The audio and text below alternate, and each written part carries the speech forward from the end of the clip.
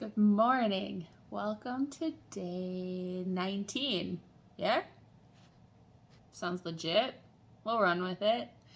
So, today is a topic that is going to sound boring, but I swear is relevant. So, it's classical conditioning. You're like, what the fuck? Why? What? Why? So, think back into time. There's this guy, his name's Pavlov, and he does this experiment with his dogs, right? He's trying to condition them, to train them. So, a normal person, human, animal, our mouth will water when we see or smell food, right? We see food, our mouth waters. It's an automatic response. That's an unconditioned stimulus. We didn't have to condition it. We didn't have to make that happen. It's happening automatically. But what Pavlov did is every time he gave his dogs food, he rang a bell. And so he'd ring a bell, give them food, ring a bell, give them food, ring a bell, give them food. He conditioned them, right? So this became the conditioned stimulus. So what eventually happened is when you would ring a bell, the dogs' mouths would start to water. Okay? The reason that's something is because they were trained to do that. They were conditioned to do that. Most people, when we hear a bell, our mouths don't water, right? That's not something that happens to us.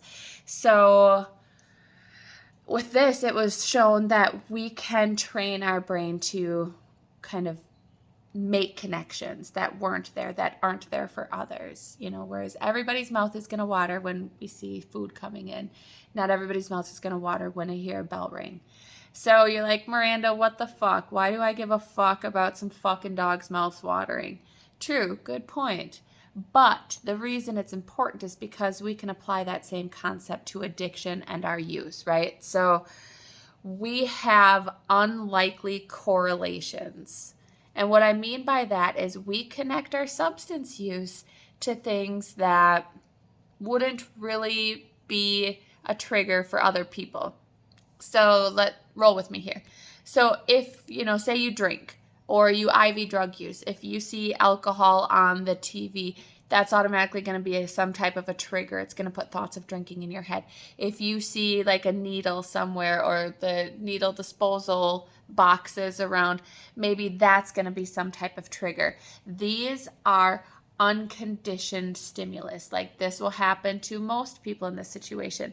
What we want to look out for and what catches us by our ass is the conditioned stimulus, the ones that our brains have been trained to do, things we didn't know. I'll give you an example. So somebody had told me that they always buy their drugs in Minnesota. Where we live is really close to the Minnesota border, like 45 minutes to an hour. So what was a conditioned stimulus for them was that bridge entering into Minnesota. They didn't know that that was going to be a trigger for them. They didn't know their body was going to respond the way it did until they were in that situation, driving across the bridge. So for most people, driving across the bridge from Wisconsin to Minnesota is not going to be a relapse trigger. It's not going to make you think about using it. It doesn't put your sobriety at risk. And that's where this comes into play, is trying to figure out what are our conditioned responses?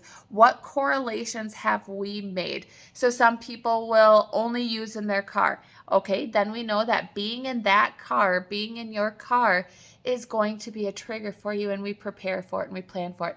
How do we work around it? What do we do to get through it, right?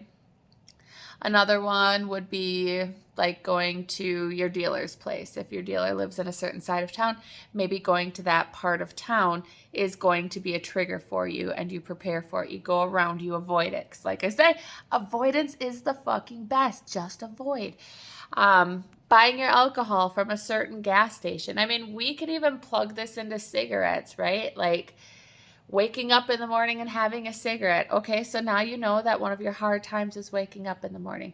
Maybe you only ever used on weekends, like when your family wasn't around. All right, weekends are going to be a hard time for you. These are more common, right? Like this is not that atypical of shit. So the things that are going to be weird are what we need to look out for, right? Like, I don't know, maybe every time you're fucked up, you eat a peanut butter and banana sandwich. Maybe you've done that enough that you've trained your brain, so now peanut butter and banana sandwiches are linked with being fucked up. That's the kind of correlation I'm talking about, because those are the ones that are going to come and sneak up on you. And if you're not prepared for it, you kind of left with this feeling of like, what the hell just happened? Like, what was that?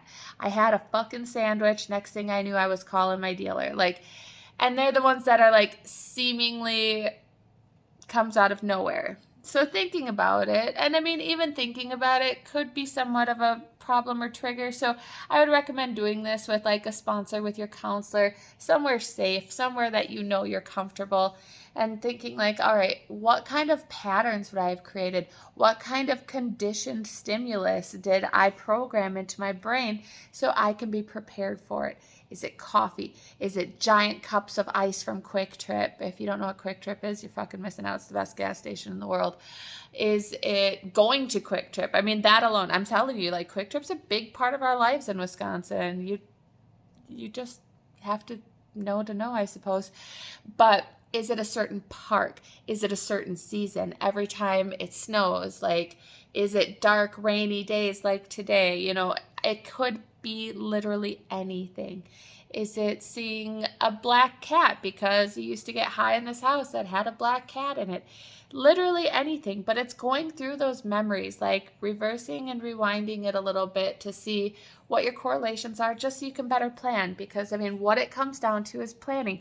We want this part of our brain to have a chance when this part of our brain gets activated. So, all right, classical conditioning. You guys learned a pretty big psychological experiment type of thing. I don't even know what the fuck you call it. Something. But what it boils down to is weird ass triggers. So good luck. See you tomorrow, maybe.